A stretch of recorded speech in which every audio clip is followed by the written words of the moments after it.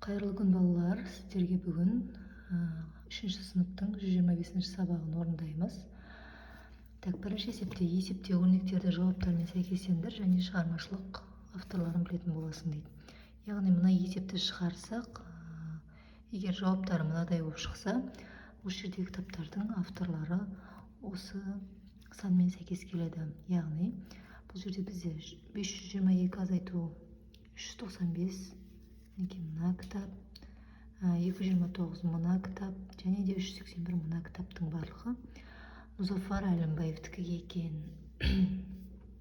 Келесі кітаптар Ермек Өтетілеуұлының кітабын, яғни жауабы 916 шығатын жауаптар, яғни қалған кітаптар. Олар бізде 458 деген мына кітап, 513 мына кітап, және де мына кітаптың авторы Ермек Өтетілеуұлы. Яғни бұның жауаптары 916 шығады екен. Осы кітаппен сәйкестірген кезде осы кітаптың авторы шығады. Бізде келесі есеп, екінші есеп. Өрнектерді есеп бойынша құрастыр. Яғни бұл жерге есеп құрастырамыз. Мысалға, 15 көбейтілген 3, 23 көбейтілген 4, екеуінің қосындысын былай шығарсақ болады. Мысалға, 15 теңгеден 3 дана қалам, 23 теңгеден 4 дана қалам десек, барлығы қанша қалам деп сұраймыз. 15 көбейтілген 3, 23 көбейтілген 4 қосындысы. Мінекей, осылай өрнектер құрастырамыз. Қосындысы 137-ге тең болды, жауабы 137 қалам деп жазамыз. Екіншісінде де дәл солай. 362, мінекей.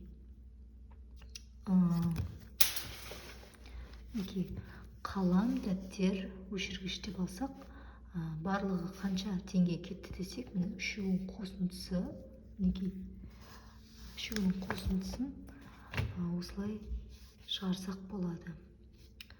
Мына жерде де 10 азайту 15 көбейтілген 5, яғни 15 теңгеден 5 дана қалам, оның ішінде қалды белгісіз десек, 1000 теңгеге кем деп алсақ, 1000 азайтылған 15 көбейтілген 5, 925 болады. 925 теңге қалды деп аламыз. Мінекей, В есебі 191, 23 көбейтілген 6. Мінекей, 191 теңгеден 5 нан, 23 теңгеден 6 сағыз. Қаншасы артық дейміз, өйткені ол жерде азайтамыз, сондықтан артық деп жазамыз. Осылай есепті құрастырсақ болады. Көріп алыңыздар. Үшінші есеп, өрнектерді жаз және олардың мәнін тап дейді. Үшінші есеп 202-нің және 4 сандарының көбейтіндісін дейді. Бірінші қосыны жақшаға алып аламыз да. 2 есеге меттесе, 2 есеге меттесе біз бөлеміз. Мінекей, А жауабында осылай жазылады. Ә жауабында мінекей 210 және 540 сандарының қосындысы десе, жақшаға алып аламыз, және де 160 және 2 сандарының бөлінісі десе, бөліп, сосын барып қосамыз.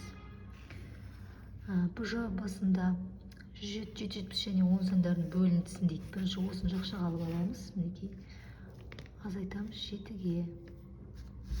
Осыны көріп алсаңыздар болады.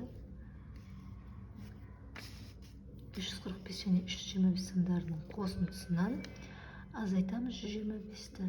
Одан 670 шығады. Азайтамыз 125 тең 545. Енді төртінші есеп. Бізде төртінші есепте дүкенде аудио кітаптар жазылған 90 диск және балалар әндері жазылған дейді. 65 диск 5 сөреге тең қойылды дейді. Әр сөреге неше дискіден қойылған. Бұны біз бұлай жазамыз. Мысалға, аудио кітап мінекей. Аудио кітап 90 диск дейді. Мінекей, аудио кітап 90 диск. Оның ішінде бала әндері жазылған дискі 65 дейді. Мінекей бала әндері жазылған диск 65. Оны 5 сөреге тең қоямыз, бөлеміз дейді. Міне, бөлу 5 дейміз. Яғни шығару жолы 90 қосылған 5, 90 қосылған 65 бөлінген 5 тең 31. Яғни бұл жерде әр сөреге неше дисктен қойылды десе, әр сөреге 31 дисктен қойылды деп жауап береміз. Келесі, дүкенде 3 сөренің әрқайсысына балалар фильмдері жазылған дейді. 16 диск және 3 сөренің әрқайсысына аудиокітаптар жазылған дейді. Жазылған 14 диск қойылды. Сөрелерде барлығы қанша диск бар? 16 дисктен 3 сөреге қойылған, 14 дисктен 3 сөреге қойылған. Яғни бізден барлығын сұрап тұр. 16 мен 3-ті көбейтеміз және 14 мен 3-ті көбейтеміз. Осы екеуін қосамыз. Мінекей 16-ны 3-ке көбейтіп қосамыз. 14 көбейтілген 3. Бірінші көбейтінділерді орындап аламыз. 16 мен 3-ті көбейтеміз, 14 мен 3-ті көбейтеміз. Сосын барып қосамыз. Сол кезде бізде 90 шықты. Жауабына сөреде барлығы 90 диск бар деп жазамыз. Себебі бізден сұрап тұр, барлығы қанша диск бар? Яғни 90 диск бар. Келесі есепте дейді. Бізде есеп оңай. Бұл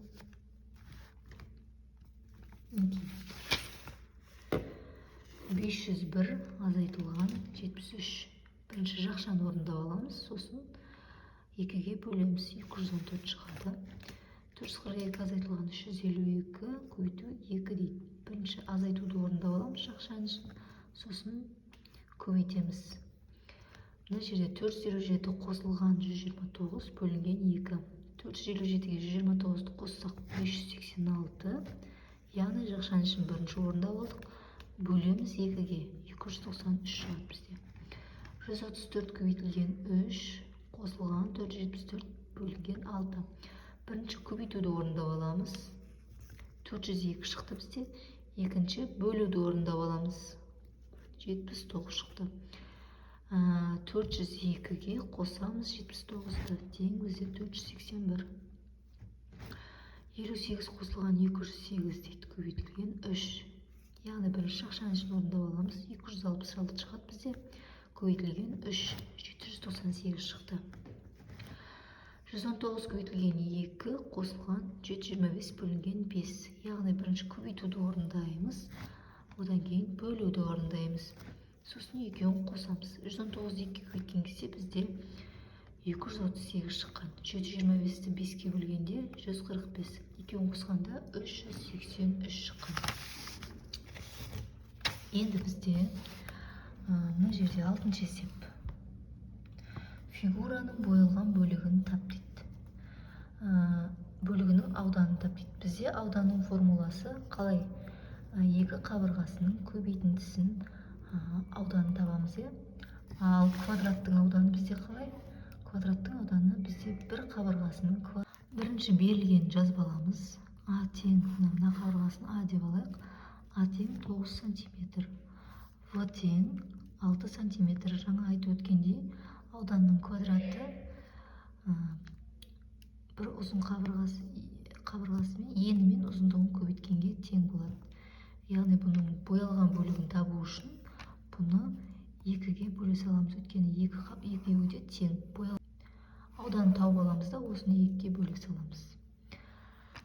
Бірінші 9 мен 6-ны көбейтіп аламыз. С тең А көбейтілген Б 54 см. Мына бізде аудан 54 см-ге тең болды. Енді осыны 2-ге бөлеміз. 2-ге бөлсек 27 см. Яғни фигураның боялған бөлігі ауданы 27 см. Неге жауабы боялған бөлігінің ауданы 27 см деп жазып қоямыз. Енді мына жерде аудан, яғни бұл жерде квадрат, дәл мынадай сияқты 2-ге бөле саламыз.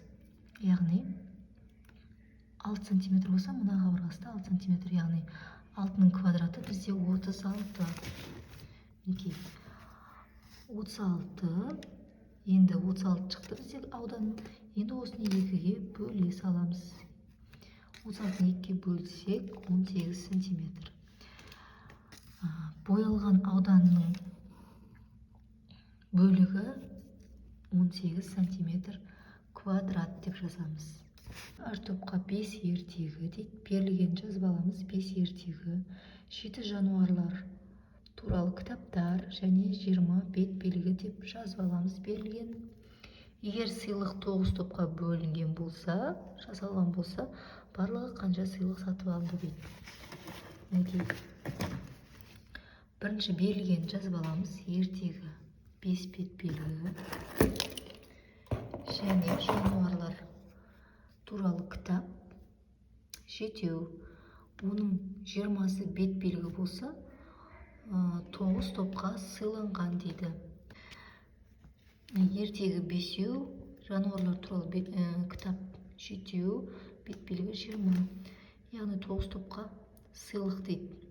Мына үшеуін бәрін қосып, оны көбейтеміз. Яғни 12, 32. 32-ні 9-ға көбейтеміз, 288. Барлығы 288 сыйлық сатып алынды деп жазамыз. Келесі 8-ші есеп. Кесте бойынша есеп құрастыр және шығар дейді. Яғни мына қуыршақтың бағасы 42 теңге, машинаның бағасы 29 теңге. Қуыршақтан нешеу алған кезде 84 теңге болады, машина нешеу алған кезде 87 теңге болады дейді. Яғни бұны шығару үшін 84-ті 42-ге бөлеміз, 87-ні 29-ға бөлеміз. Сонда мына жерде шыққан санды қосамыз, сол кезде мына сан шығады. Яғни есеп құрастыр дейді. Біз есепті былай құрастырамыз. Айдана 42 теңге тұратын қуыршаққа 84 теңге жұмсады. 29 теңге тұратын машинаға 87 теңге төледі. Айдана барлығы қанша ойыншық сатып алды дейді. Мінекей, айдана 42 теңге тұратын қуыршаққа 84 теңге жұмсады. 29 теңге тұратын машинаға 87 теңге жұмсады. Яғни 84-ті 42-ге бөлеміз, теңге 2 болады. 87-ні 29-ға бөлеміз, 3 болады. Мінекей, мына жерде 2, мына жерде 3 шықты. Екеуін қосқан кезде мына жердегі сан шығады. Сонда бізде 2-ге 3 қоссақ 5 деген сан шықты. Яғни жауабы барлығы 5 ойыншық сатып алды деп жазамыз. Мен каналыма тіркеліп кетіңіздер балалар. Көргендеріңізге рахмет, жақсы сау болыңыздар.